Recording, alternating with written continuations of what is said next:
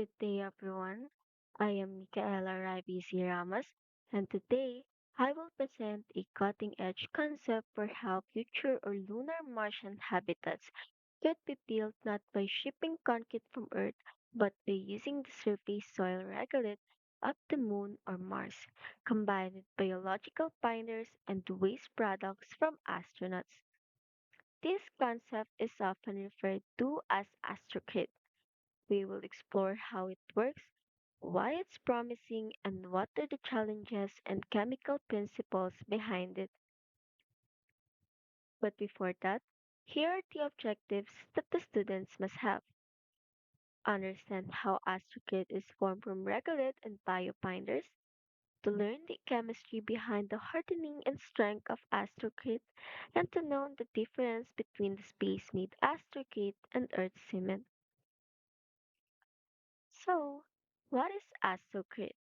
Astrocrete is about creating building materials like concrete for homes or bases on the moon or Mars, using stuff found right there on those planets instead of bringing everything from Earth. Mars and the moon do not have the same kinds of resources as Earth. There is no easy supply of cement, water, or earth soil. Instead, what is abundant is regolith, a mixture of rock, dust, and soil on the moon or Mars surface. Sending tons of concrete from Earth would be prohibitively expensive. Thus, scientists propose using in situ resource utilization, building using materials already on the moon or Mars. That's why regolith becomes the base materials. Now, let's break down the key parts of AstroKit. The first one we have is regolith, the dirt or soil on the moon or Mars. And the second one is binders, the chemicals that act like glue to hold the dirt together. And the examples include the urea, a compound from urine or pee, and bioadhesives, which are the natural glues from living things like proteins in human blood or animal milk. Astrocrit is made by combining regolith, binders, urea, and bioadhesives. Chemically, the regolith provides minerals like silicates and oxides which can react with binders to form a solid matrix. Binders act like glue, helping the tiny mineral particles stick together. Urea, found in astronaut urine, can break down and release molecules that help the minerals crystallize and bond. Lastly, bioadhesives, such as proteins from blood or milk, provide additional cross-linking, making the material stronger. And together, these chemical interactions turn loose dust into a concrete-like solid suitable for building habitats. Did you know that in space, astronauts produce more urea because microgravity and muscle breakdown increase protein catabolism? Chemically, proteins are broken down into amino acids, which the liver converts into urea through the cycle to safely remove the nitrogen. This chemical compound isn't just waste. It can react with regolith minerals in astrokit, helping form crystals that strengthen concrete-like material. Now, let's talk about the differences between Portland cement and astrokit. The first one we have is Portland cement or earth cement. The cement's molecular structure changes when the cement's grains dissolve, and as the old molecules dissolve, calcium silicate hydrate and calcium hydroxide start to crystallize. Myriads of these tiny crystals form throughout the mixture, interlocking with one another and with other concrete ingredients such as gravel, right? The idea is similar to astrocrit, but the actual process is not the same. Astrocrit forms when regolith particles react with the binder, such as proteins, urea, or starch. Chemically, binder molecules unfold or interact with the mineral surfaces, creating crosslinks or networks that harden the material. tiny crystallines or polymer structures grow throughout the mixture, interlocking the regolith grains and giving strength. This process is a form of biopolymer or chemical cross-linking rather than dehydration reaction seen in Earth cement. So, what is astrocrete?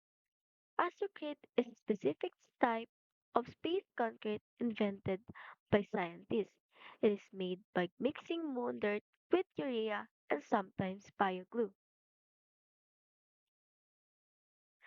Astrocrete refers to a family of proposed building materials for extraterrestrial habitats. Instead of traditional cement, it used the local regolith as a bulk aggregate. Binding agent what glues the regolith together comes from biological sources such proteins derived from human blood plasma or animal, and waste products like urea from urine, sweat, or tears. These binders can hold the regolith particles together to form a solid concrete-like material suitable for building. And now, let's move on to the mechanical properties of astrokits. Astrokits has been tested in laboratory experiments using simulated Martian and lunar regolith plus biological binders. The main mechanical property measured is compressive strength, which talks about how much pressure the material can withstand before breaking. In experiments, mixing simulated lunar or Martian regolith with human serum albumin, the most common protein in our body, the resulting material reached about 25 megapascals of compressive strength, about the same as typical terrestrial concrete, which ranges to 20 to 32 megapascals. But when urea is added, the compressive strength increases dramatically up to nearly 40 megapascals. That means astrocrete might be even stronger than ordinary concrete on Earth, making it a viable option for constructing habitats on the moon or Mars. You may ask why and how?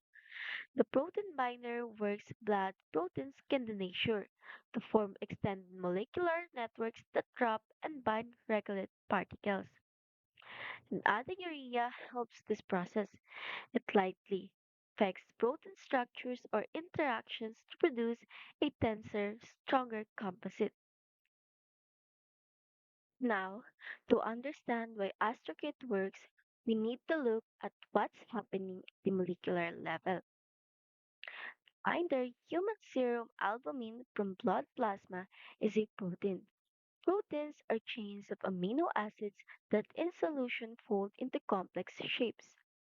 Under certain conditions, like for example, drying or heating, these proteins can denature, meaning they unfold and refold into new structures.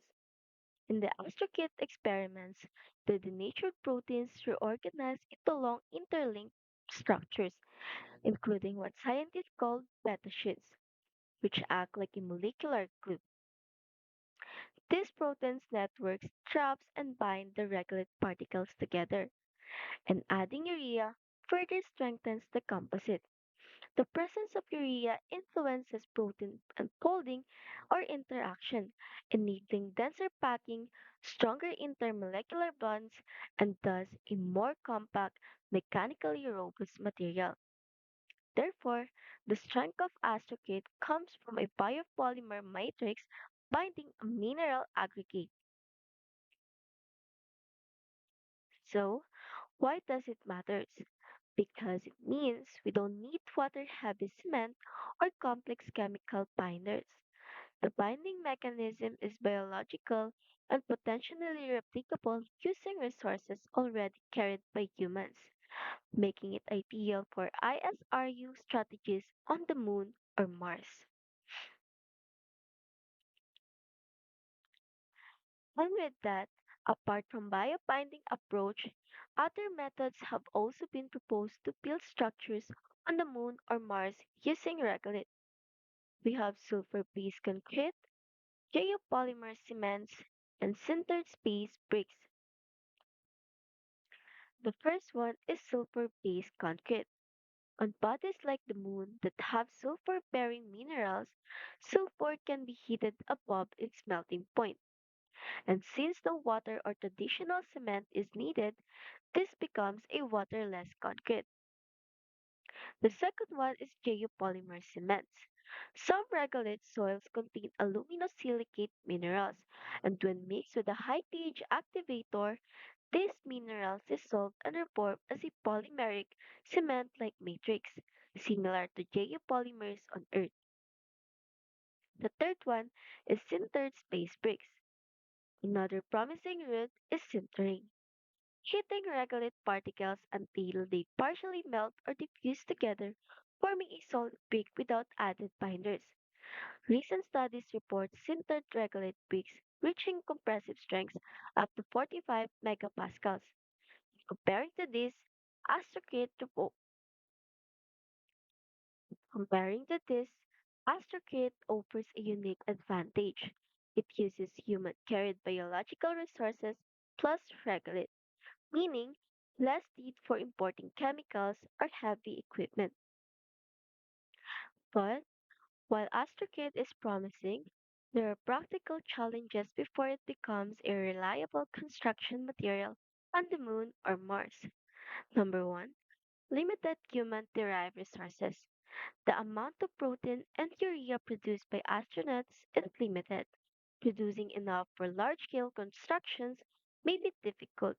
Indeed, the original research estimates around 500 kilograms of high strength astrocate over 2 years for a 6-person crew. Number two, processing requirements. The binders must be extracted, cleaned, mixed with regolith, then cured or dried. This requires some equipment, time, and energy, even simpler than full cement plants.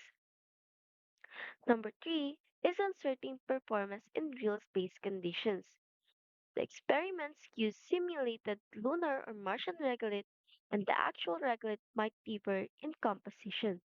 Also, its issues like vacuum, large temperature swings, radiations, and micrometeorites and structural fatigue over time are not fully tested yet. And number four, scale and sustainability. For a large habitat, you need many cubic meters of material. Relying solely on human derived binders may not scale easily. Thus, for bigger colonies, hybrid solutions might be needed.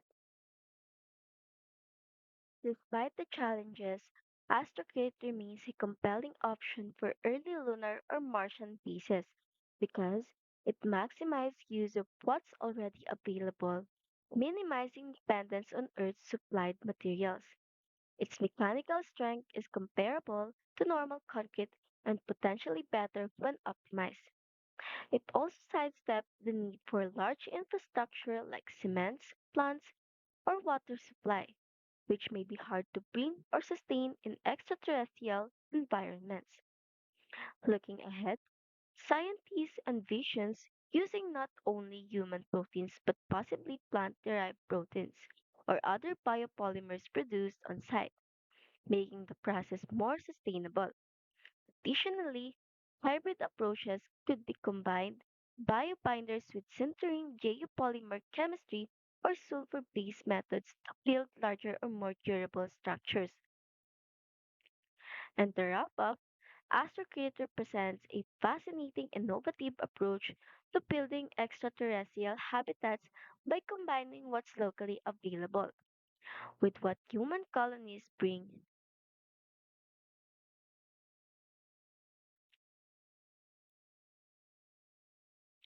And to wrap up, Astrocade represents a fascinating innovative approach to building extraterrestrial habitats by combining what's locally available with what human colonies bring.